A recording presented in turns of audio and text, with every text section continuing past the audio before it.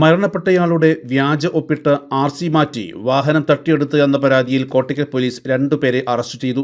വയനാട് സ്വദേശികളായ ചുള്ളിയോട് ചോറ്റൂർ അജിത് കുമാർ 45 വയസ്സ്, വയനാട് നെന്മേനി കടുത്തനട്ട് അനീഷ് കുമാർ 36 വയസ്സ് എന്നിവരെയാണ് കോട്ടയ്ക്കൽ പോലീസ് അറസ്റ്റ് ചെയ്തത്.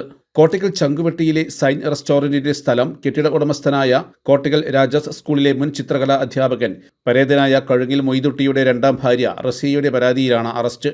മൊയ്തുട്ടിയുടെ പേരിലുണ്ടായിരുന്ന KL 55F 4400 നമ്പർ കാർ അനധികൃതമായി കൈവശപ്പെടുത്തി വ്യാജരേഖകൾ ചമച്ച കാലങ്ങൾക്ക് ശേഷം മരണപ്പെട്ടയാളുടെ വ്യാജ ഒപ്പിട്ട് ഉടമസ്ഥാവകാശം സ്വന്തം പേരിലാക്കി ചതി ചെയ്തുവെന്നാണ് പരാതി. നേരത്തെ വാഹനം കാണാനില്ലെന്ന് ഇവർ പരാതി നൽകിയിരുന്നു.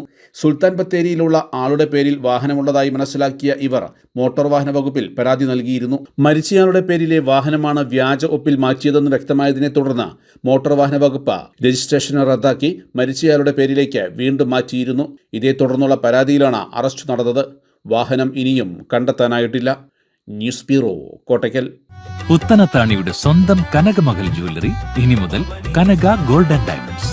കനക ഗോൾഡൻ ഡയമണ്ട്സ്, പുത്തനത്താണി. മാറുന്ന ലോകം, മാറ്റത്തിനൊപ്പം.